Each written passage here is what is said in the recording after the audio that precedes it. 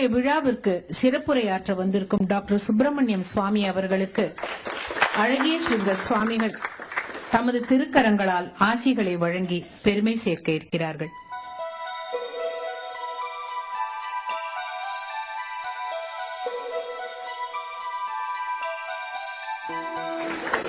சிவனார் மனம் குளிர உபதேச மந்திரம் இரு செவியிலும் உரைத்தவன் முருகன் சுவாமிநாதன். மகா சுவாமிகளின் பூர்வாசிரம பெயர் அதுதான். அந்த சுவாமி சொல்ல இந்த சுவாமி சுப்பிரமணியமும் கேட்டுக்கொண்டு மேற்கொண்ட முயற்சியின் பயனாகத்தான் இன்று நாம் எல்லோரும் மிக எளிதாக கடவுச்சீட்டு விசா பெற்று கைலாசத்திற்கும் மானசரோவருக்கும் யாத்திரை செய்கிறோம் என்பது எத்தனை பேருக்கு தெரியும்? பெரியவா அனுகிரகத்தால் சுப்பிரமணியம் சுவாமி அவர்கள் சீன அரசுடன் பேச்சுவார்த்தை நடத்தி ஒரு கருவியாக இயங்கி இதனை சாதித்தவர். பெரியவா பற்றிய தமது உணர்வுகளை நம்முடன் பகிர்ந்து கொள்ள திரு சுப்பிரமணியம் சுவாமி அவர்களை உரையாற்ற அழைக்கிறோம். Swamiji, Honorable Dr. Badrinath and Mrs. Badrinath, assembled here, our society's most eminent people. I am truly humbled by this invitation because I know that many of you have had long association with Paramacharya. I was the least likely to be his devotee. I was brought up in North India, in Delhi. I went to school and college there. I went to a convent school. Then I spent almost 8 years in America at Harvard University. And by the time I came back to India, I was almost 30 years.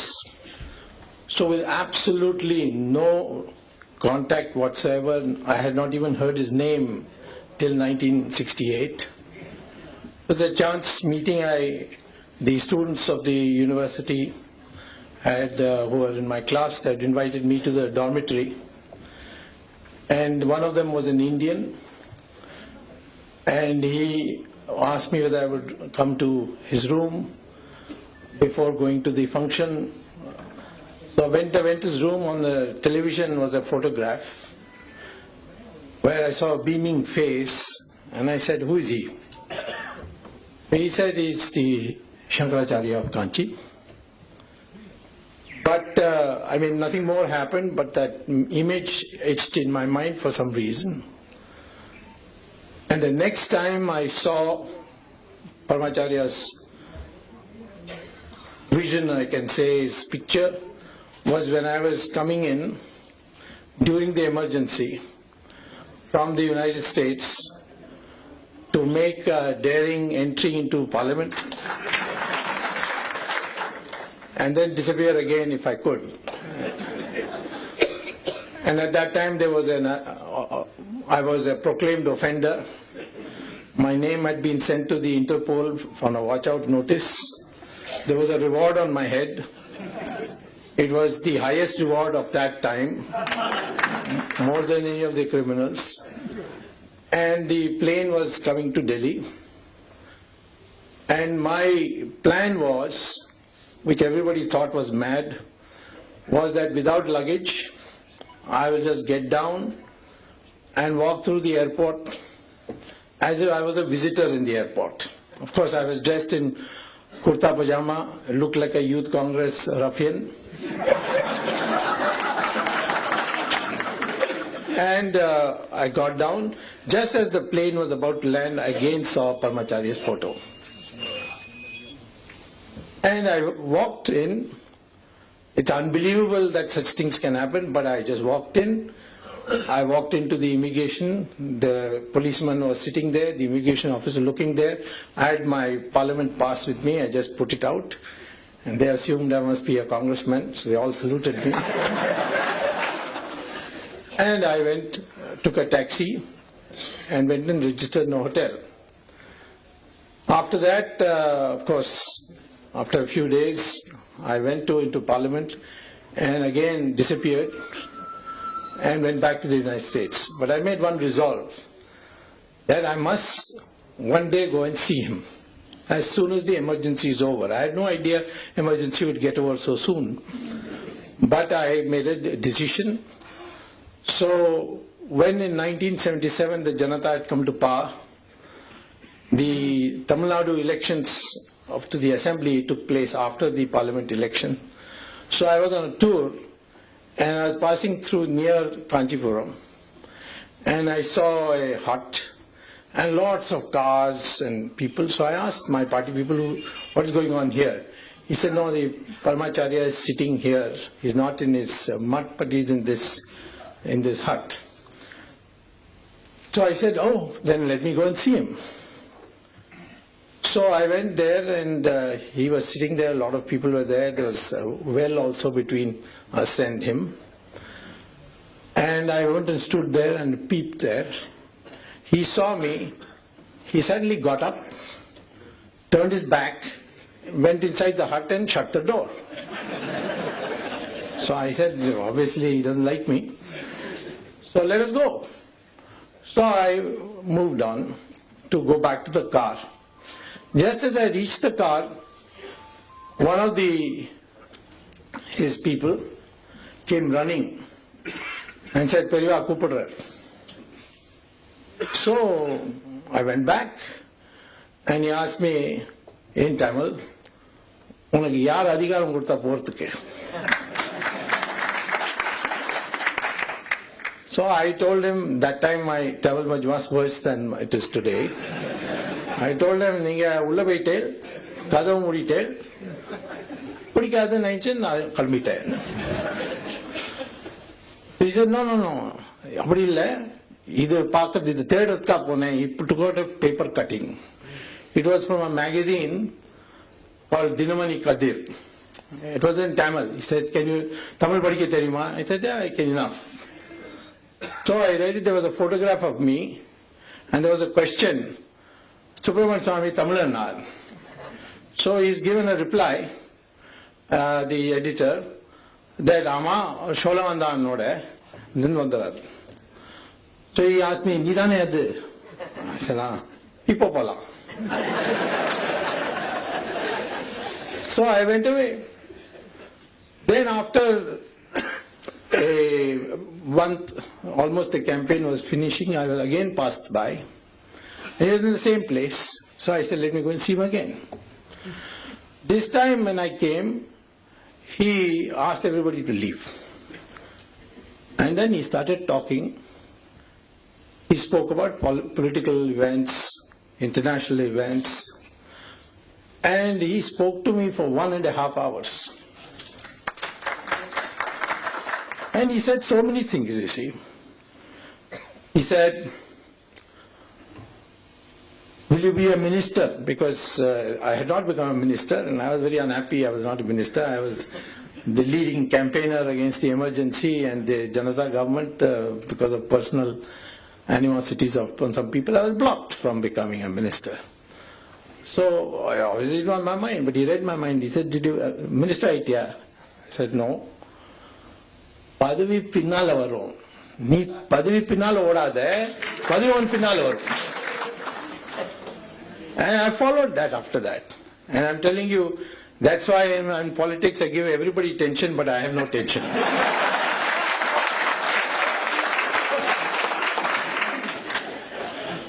Among the things he spoke to me about is, Arasiyalla ennatha maatnom, padavi illa. So I looked puzzled, then he said, E.V. Ramaswamy Nayakar per kettikya? I said, yes, nalla aal illa. Leela, thaniya ellaroda mooliyum maatittar avar, ennatha maatittar. Appadithaan arasiyalvaadi irukkanum. தனியா சுத்தி சுற்றப்பயணம் பண்ணி அவர் எல்லாரோட எண்ணத்தையும் மாத்திட்டார். I said, but இந்த கோயிலெல்லாம் இடிக்கிறது இந்த இதெல்லாம் பண்றதுன்னு ஈரோடுல ஒரு கோயில் இருக்கு தெரியுமா கேட்டார். அது அவரோட அப்பாவோட கோயில்.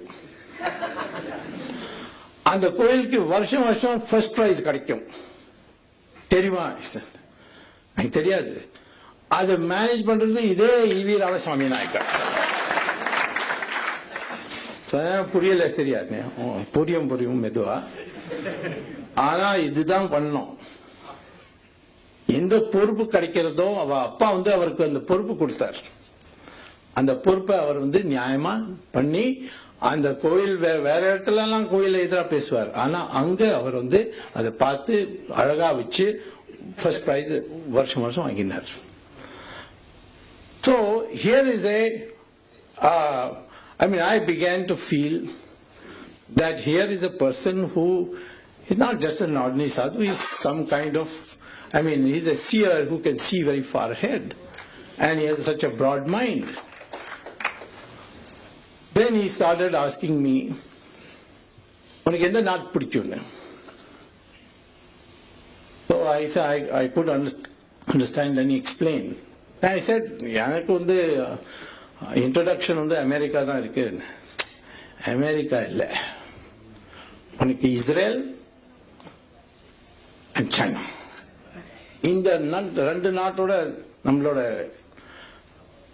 அவ நண்பரா இருந்தால் நாட்டுக்கு பாதுகாப்பு இருக்கும். அமெரிக்கா சரி, ஆனா இந்த ரெண்டு நாட்டு தான். Now those days China was, we didn't even have diplomatic relations with them. And Israel, nobody wanted to take the name of Israel. So China was easy because I had studied China and knew Chinese. So I went to speak to Moraji. And Moraji was the most anti-Chinese of all. So I said, Moraji bhai, I think we should open up our relations with China. China, they have got all our territory. And how can we have anything to do with them? Let them return the territory first. I said, but we have got to talk for that. He said, what do we talk to them about? They won't even care for us. So I said, see, Russia and China are having a quarrel. Let us tell the Chinese we are non-aligned. If Russia and China have a quarrel, then we will not help either. So he said, who is going to tell? I said, you send your foreign minister. He said, no, you go first. Because you know the language, you can go talk to them. So as his emissary, I went first time to China, the first Indian politician after 1962 for China. I was received very well.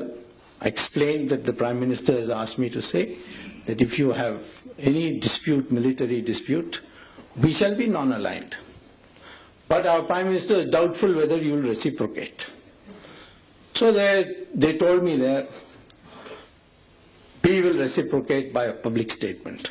So the topmost leader, Deng Xiaoping, flew to Nepal, which had good relations, and made a public statement that we know now there's a new government of India, and it's an independent government, and we are ready to open talks with them, including on the disputed territory between our two countries. Till that time they used to say it is our territory. For the first time they said disputed. So Moraji asked me, what did you go and do? Some black magic there? I told, what could I tell him? I told them, paramacharya told me open relations, and I did it. Of course, Moraji had great regard for him. So relations began to improve. One day, I remember somebody put the idea into my head that Kailash and Mansarovar is in Tibet. The doors are locked. The Chinese have closed it. So we must get it opened so that people can go. So I thought about it. And I spoke to Atal Bihari Vajpayee, who was the foreign minister at that time. He said, no, they are a communist country. It will just create bad blood. We're just opening up with them. Can't raise these issues. Then there was a general secretary of the party called Madhu Limai. He said, no, don't bring all these communal matters into our relations. So I went to Paramacharya and said, asked him about Kailash. He said, yes. So I went on a trip And by then, the Janta had broken, fallen, elections had taken place, Mrs. Gandhi had come back. So at that time, I was invited to China by Deng Xiaoping for a visit. So before going, I talked to the External Affairs Ministry and all that, and I told them that I'm going to raise this issue of Kailash. They said, no, waste of time, they'll never agree. But paramacharya said to raise it. So by then I had become his blind follower. If he said do, I would do. So I went to China, I met Deng Xiaoping, and I said to him that you must open this route for our pilgrims. I told him about Kailash Mansarovar. Now he had never heard of Kailash Mansarovar. I said, where is it? I said, in Tibet. He said, in Tibet. Then he asked his officials. Then they gave him the Chinese name for Kailash Mansarovar. So he said, see, you want this to be for pilgrims. I'm ready to open it, provided you go there first. I said, why should I go first? He said, then you will know how difficult it is to go. If you go, I'm ready. So, of course, he was saying it in a joking way. But he said, you go tell your Prime Minister, Mrs. Gandhi, that we are ready to open relations with India. We are ready to open Kailash Mansarovar also. But you must go first. By the time I came back, I met Narasimha Rao, who's always been my good friend. He was foreign minister. I told him, I said, they're ready to discuss this. Their foreign minister is coming. Please raise it. And their foreign minister came, discussion took place, and then Narasimha Rao asked me, what magic have you done to these Chinese? They say, in an official meeting, Mr. Swami should go first to Kailash Mansarovar. So Mrs. Gandhi agreed. I led the first delegation of 20 people. Now, of course, so many people are going. Only thing the Chinese leaders told me is that only Hindus can go. We will not allow Christians and Muslims to come there. I told Mrs. Gandhi that, and she said, well, she smiled and she said, okay, that's what we will do. We'll agree to that condition. Now, when I was to go, Indrajit Gupta was in the Communist Party, a great friend of mine. He had seen my wife in the library. She had come she's a lawyer, so she had come for seeing some parliamentary debates. He saw her and he says, your husband is going to go to Kailash. He'll be mad. He will fall on the way and die. What will you do? I don't know why he was trying to scare her. She came and asked me, why you want to go? You opened it, let the pilgrims go. I said, no, I will go because that's the condition. So I again went to paramacharya. Before I went to paramacharya, the dates fixed were such that it would be my birthday would come in between, and I had promised my two daughters, whom I had hardly seen in the emergency, I said that this birthday I'll be with you. And if I went on this trip, I could not go. So I went and told paramacharya, it's going to be very difficult. Do you think I should go? Amama, pono. So I said, but my two daughters will be very disappointed. He said, just that much. So I went. It was terrific trekking. I had to walk. In those days, you didn't have anything. There was hardly any road. There were bushes. All the roadways were covered. I was the first after so many years. Anyway, I went there. And then on my return, it was, I crossed the border, India-Tibet border, around the 13th evening. And there's a helipad for the military in just after you cross it. It's called Lipu Lake. Just there, it's called Kalapani actually, the exact place is called. There's a Shiva temple also there on our side. So I spent the night there and I said, my God, what my daughters will think of me, because I had not told them I'll not be back. Now, when I woke up in the morning, I got the military people who were controlling that Kalapani, they came and gave me a telex from Delhi. It was from the Minister of State for Defense, Mr. Shivraj Patil, who later became Home Minister, now is Governor, saying that the Prime Minister has authorized a helicopter to be sent to pick you up from Kalapani. So I landed on 14th evening and celebrated my birthday, which is 15th September, with my job. This was the power of paramacharya.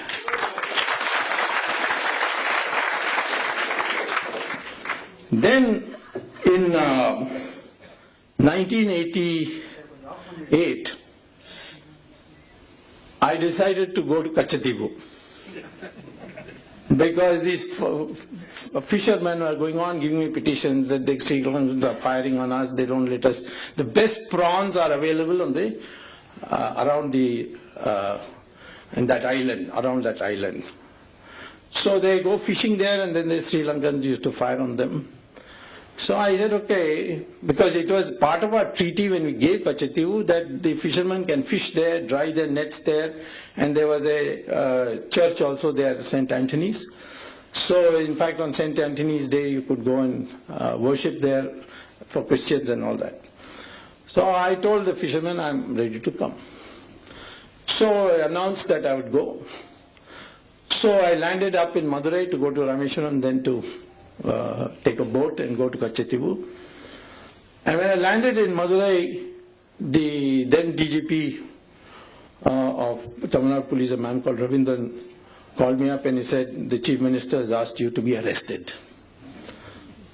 So I said, arrested what? This is to prevent you from going there. There will be some galata, the LTT people are very active there, they'll kill you and all that. So I said, then how am I responsible? If they are responsible, do something to them. He said, no, we are putting you up in Tamil Nadu hotel and you can't leave it unless you promise to go back to Delhi.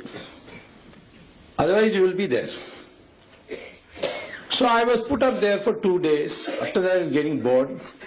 So I finally phoned up the DGP and said, I'm ready to go back to Delhi. So he said, okay. And I said, what is this? I mean, Kachativu, your farmers, the fishermen are suffering. He said, this is, you know, how it is, the law of politics, and MGR is good friends with Prabhakaran. At that time he was. And therefore, you can't go. So I came back and I was about 6 hours left. So I said, let me go to Kanchipuram and tell Paramacharya this. So I went to Paramacharya, I said, Kachativu vodka vaate hain aur ulla put jail la puttar. Said, nee enna pannona Delhi la poi Supreme Court la case podu. I said, arresting Tamil Nadu police and go to Supreme Court. But he has said it, so I went. I told my wife, who normally does all my drafting work, so she's a lawyer. I said, listen, I have to put a case against my arrest in the Supreme Court. She said, don't be crazy. You go to a magistrate in Madurai and file a case there, or a sessions judge, but you can't go to Supreme Court. They'll make fun of you, they'll put costs on you, so on. I said, Paramacharya said, so you draft. She said, I will be insulted. People will say, what kind of a lawyer you are? You allowed your husband to file such a ridiculous petition. So I said, you don't come. You file it, give it to me, and I'll go and argue.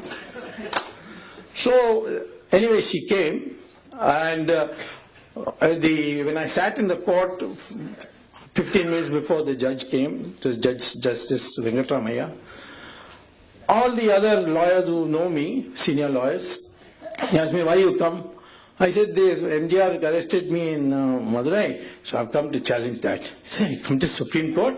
They will rebuke you, the judges will put a fine on you. I mean, this is, total lack of respect for the Supreme Court. I said, I can't do it. I mean, I can't help it. I've decided to do it.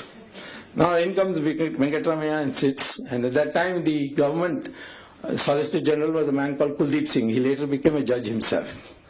So he got up and said, Your Lordship, this petition is an insult to the Supreme Court.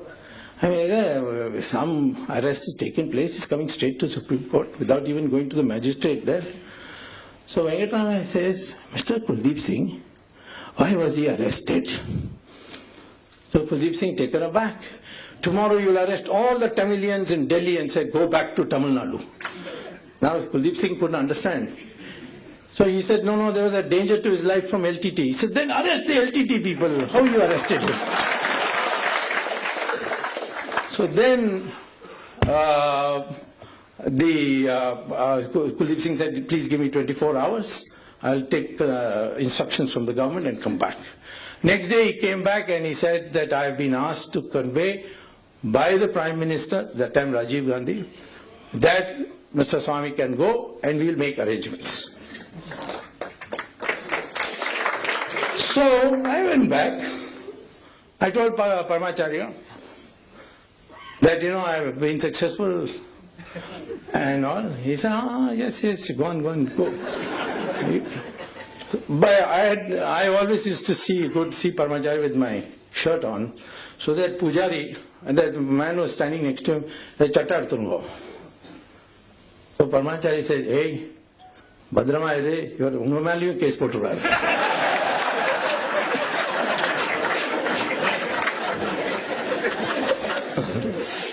So I went, and in Rameshwaram, Air Force, Navy, battleships, all escorted me to Kachati. Now, who could imagine something like this?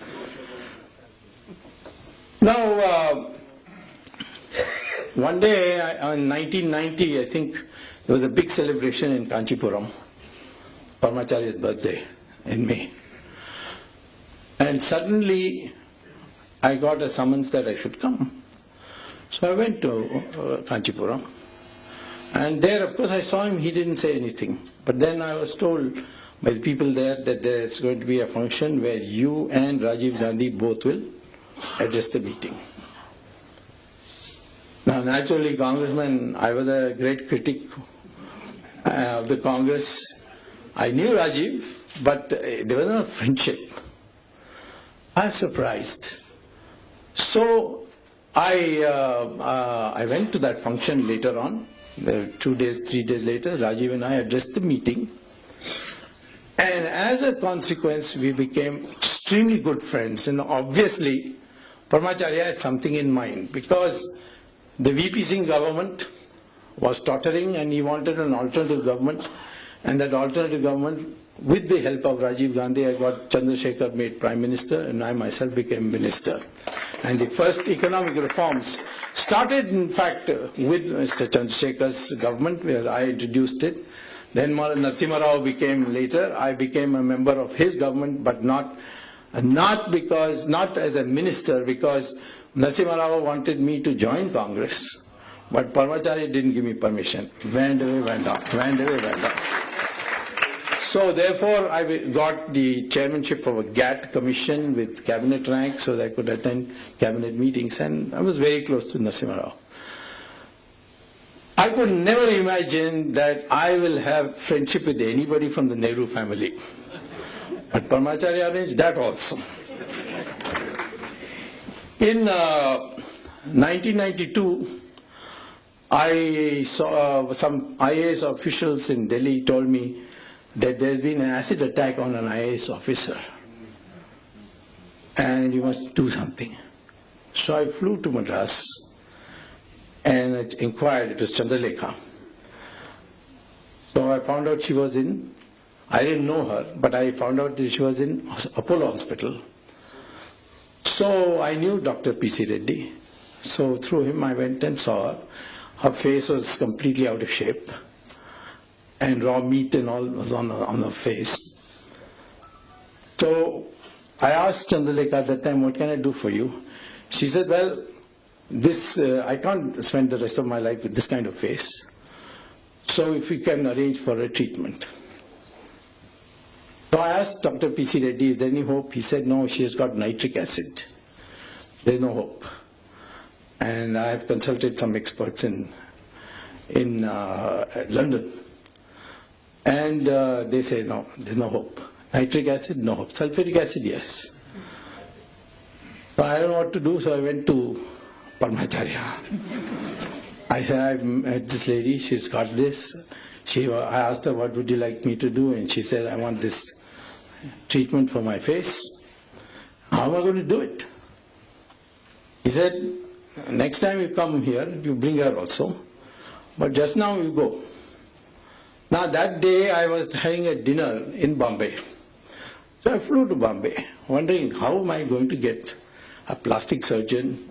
They're all very expensive. How am I going to meet the fees of these people? They will always run in crores. Thinking I went for the dinner. It was a big dinner of influential people who wanted to meet me. Sitting next to me was a doctor called Narendra Pandya. He is one of the top 3 plastic surgeons of the world. Sitting next to me, he said, Dr. Swami, I have always wanted to meet you. I said, what do you do? He said, I am a plastic surgeon. So I said, really? Then I said, I've just seen a lady in Chennai who has got acid attack, and therefore her face is completely. So Narendra Pandya, I told him about the case, and I said that British doctors have said that's not possible. It's nitric acid. He said, so what? I will do it. I said, but you will charge me very heavy fees. Where am I going to afford it? He said, yes, my fees are quite high. So I asked him, can you give me an idea how much it is? He said, every time Leela comes here to the hospital, Jaslok hospital, you will have to give me 15 minutes of your time. That's my fees. I said, why? He said, I go all over the world, I'm hardly in India. Everywhere people ask me about what's going on in India. So I want to give me 15 minutes digest of all the news that's going on in India. And that I know is very high fees because your time is so valuable. I said, you don't need anything more? He said, no, I don't need anything more. And today I can say to those of you who can see Chandrelekha, from a distance you can't even tell she had an acid attack. And this man comes out of the blue, lands next to me in the dinner table, and he says, all the fees I want is you 15 minutes of what has happened in India, so that when I go abroad I can talk knowingly about what's going on in India. This was the magic of a divinity. If there was a person who walked on this earth, at least I don't expect that we'll see for many, many years anyone like him, paramacharya, because his depth of knowledge on everything. I mean, I have over 17 years met him so often. Sometimes he would call me. He will tell the mutts to go locate me where I am. And I would come, leaving everything, and then he will see me, unditiya, acha ni popola. I could never understand why. But sometimes once I remember, those days I didn't have any security, so I was going in a car to Bangalore, and I was near Vellore, when my car tire punctured, and it was 11 o'clock at night. And there was nothing to be seen, that means I would have to spend the night there. Suddenly I see the mutt car arrives with a spare tire. So I asked them, how is it? So paramacharya said, Swami, your tire punctured at the Poyanga. Now this has happened to me. And I'm not one of those blind believers. I came from a totally different background. But I've seen this happen.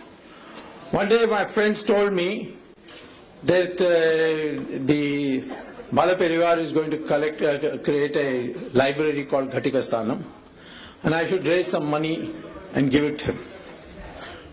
So I collected money as I could and gave them a check. Made out a check and I gave it to paramacharya. This Ghatikasthanam ka na unde collect panni kodutake. She looked at it Janata Party. I said, Janata Party check. நீ கட்சி நடத்துறதுக்கு பிச்சை வாங்கி தானே பணத்தை சேர்க்கிற. So, of course, I don't take commissions, so I ask people to give me small amounts. பிச்சை வாங்கிட்டு நீ எதுக்காக வந்து கொடுக்கற? பிச்சை வாங்குறவர்களுக்கு அந்த பிச்சையில இருந்து பணம் கொடுக்க கூடாது. இனிமே பியூர் டொனேஷன் கொடுக்க வேண்டாம். So after that, I have never given donations, only asked people for giving me money. So it was a comprehensive, today many people ask me, how you have got so much, how you are so fearless.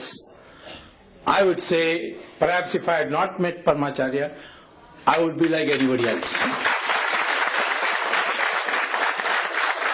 And in the darkest hour, I think of him, and some way opens up. So I would say that today, all of you are bhaktas of paramacharya. It's a great privilege to be here with you.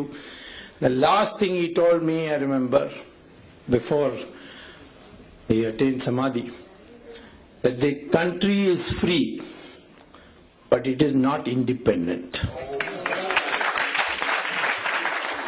Then I went through his thing. That was his message on 15th August 1947 also. It's there in his writings. He had said in a message to the nation on 15th August 1947, we have attained freedom, but we have to now attain independence.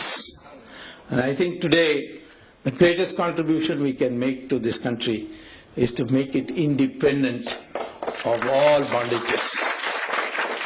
And that is the message. I feel totally, people ask me, how come you don't have any tension? Because I think of paramacharya, he's taken my tension away. Whatever is to happen will happen. And this is the strength of Indian society. That all through history, whether it's the Vijayanagaram Empire, which had the Shingari Acharya, or whether it's Shivaji, who had Swami Ramdas, all have been guided by spiritual leaders.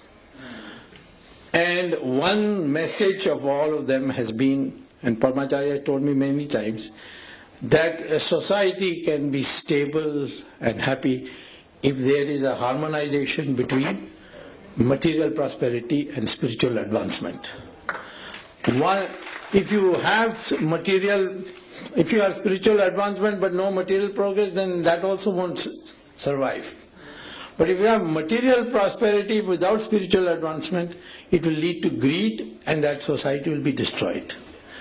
Today, when we see richest of the richest people from America coming to our sadhus and sannyasis, you see them in Sri Ravi Shankar's ashram or Swami Dayananda Saraswati's ashram, you see them all over. Why? Because in order to attain true happiness, we must be able to blend or harmonize material progress with spiritual advancement. That is the strength of India, that is its history, and that, in my opinion, is the bottom line message which I got from Sri Paramacharya. Okay.